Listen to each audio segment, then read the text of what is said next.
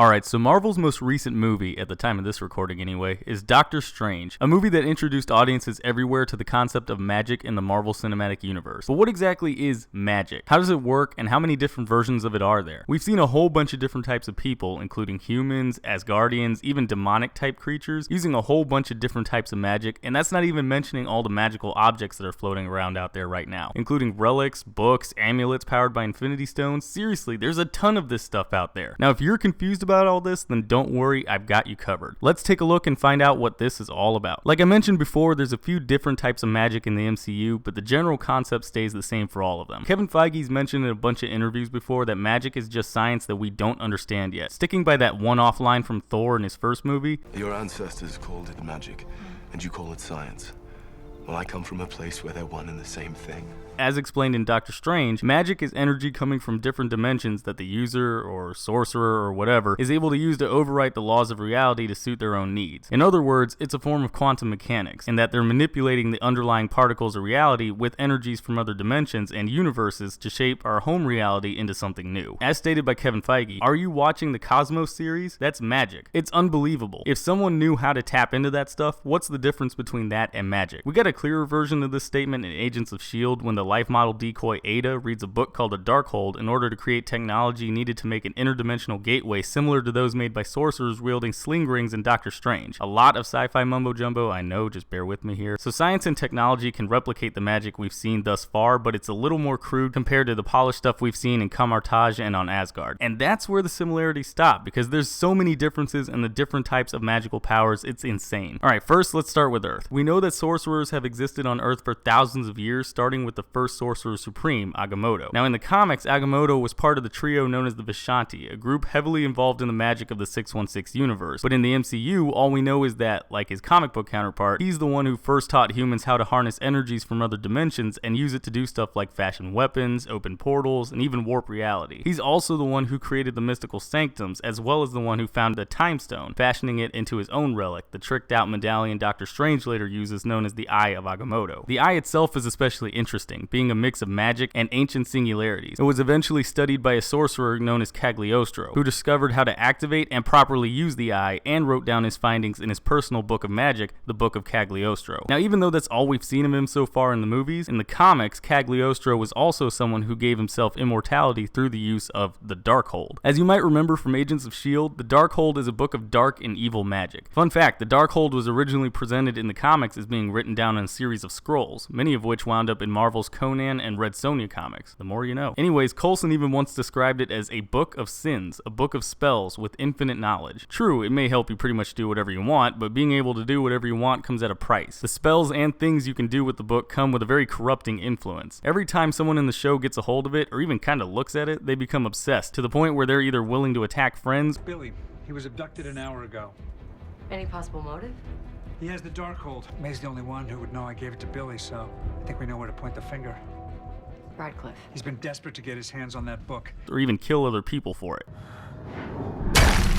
Get away from it!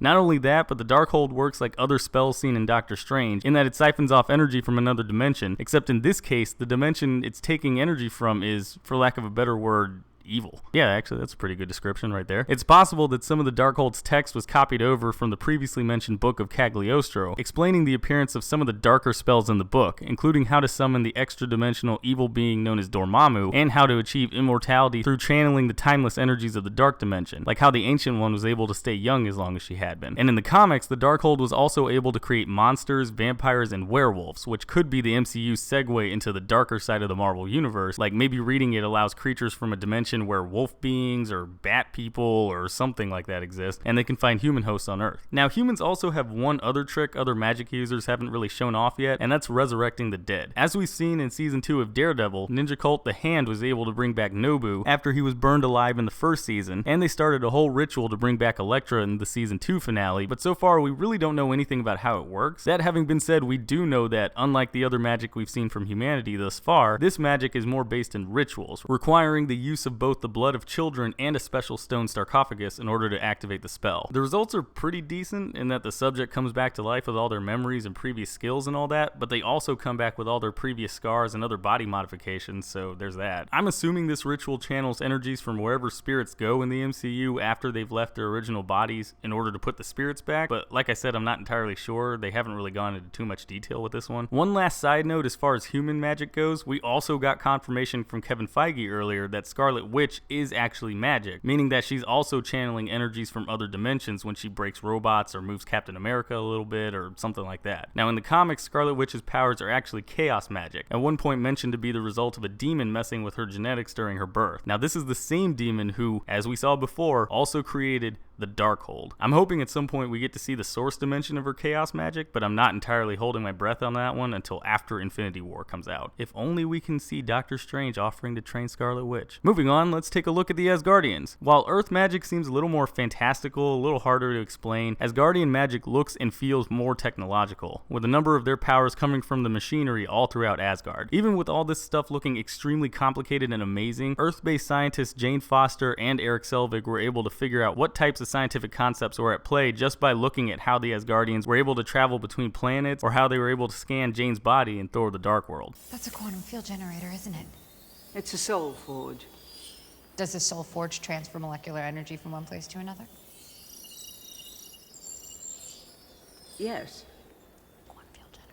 Asgardians in general typically don't think of their magic as being anything other than extremely advanced science, but then there's beings like Loki and Frigga who both proven that they can go above and beyond the typical Asgardian in the magic department. Both have been shown being able to create these hologram type things that are nearly identical copies of whoever they're based on, allowing for communication between two people in completely different rooms, tricking your enemies, or even shapeshifting. I'm guessing these abilities are based off the quantum mechanics concept of manipulating photons to create something new. Matt Pat made a whole video about it on his Film Theory channel a few months ago. It's a really good explanation of the concept. Check it out if you get curious about it. Loki in particular, like his comic book counterpart, has also proven to be exceptionally good at using magic, showing abilities like telekinesis and invisibility, both of which probably also fall under that photon description I used earlier. We've also seen voices being used to activate certain types of magic, with Odin being able to enchant objects with just his voice, and Lorelei being able to mind control people, although how exactly that works, I'm not entirely sure. Speaking of Agents of S.H.I.E.L.D. though, the show also introduced us to the concept of dark magic, with their take on Ghost Rider and the Darkhold. Based off of what we've seen in the show, it looks like the comic book idea of making deals to get the demonic power of the Ghost Rider still happens, but the show streamlined and simplified the entire process. Now, instead of Mephisto hunting down people and bargaining for their souls with a bunch of different Ghost Riders out and about, it looks like the Ghost Rider power is transferred by its current holder into the body of the next person, as we've seen when Johnny Blaze struck a deal with Robbie Reyes. Now, each person holding this power channels the energies of a spirit from a hell-type dimension, giving them a flaming skeletal body and skull, and it stands to reason that they can both do the same type of things with that energy. We've seen Robbie generate and control fire, transform his car and a variety of objects, including chains, pipes, etc., allowing them to be just as powerful as he is, and even have a degree of invulnerability. Robbie's been shot, stabbed, run over, and he still gets up like it was nothing. Even Johnny Blaze got shot in the head at some point and kept walking like it was nothing. I mean, check out the bullet hole in his skull. And finally, we're getting into the concept of magical relics. As mentioned in Doctor Strange, sometimes sorcerers need to channel certain types of energies, but they're too powerful for a physical being to be able to use safely. Thus, we have items acting as specialized portals for those energies. That way, the sorcerer can still tap into the other dimension and use it to overwrite the laws of this reality, but in a way that won't make them explode or whatever. We've seen a bunch of different relics throughout the MCU, including the Wand of Watum, which can amplify magical energies, the Staff of One that can cast dark magic spells, but only after a blood sacrifice has been made, and the Crimson Bands of Sidorak that are both totally breakable and also not crimson.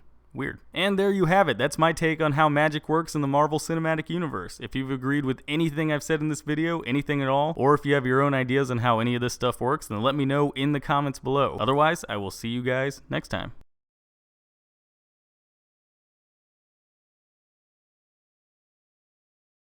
Hey, thanks for watching. If you liked the video, be sure to click that like button, maybe leave me a comment while you're at it, and go ahead and click that subscribe button. Also, don't forget to check out any of my social media pages. I've got a Facebook, Twitter, Twitch, and Instagram. All those links are going to be in the description below. And I've also got my last video right there in the middle of your screen. So if you want to check that out, go ahead and click it, check it out. Alright, and I will see you all next time.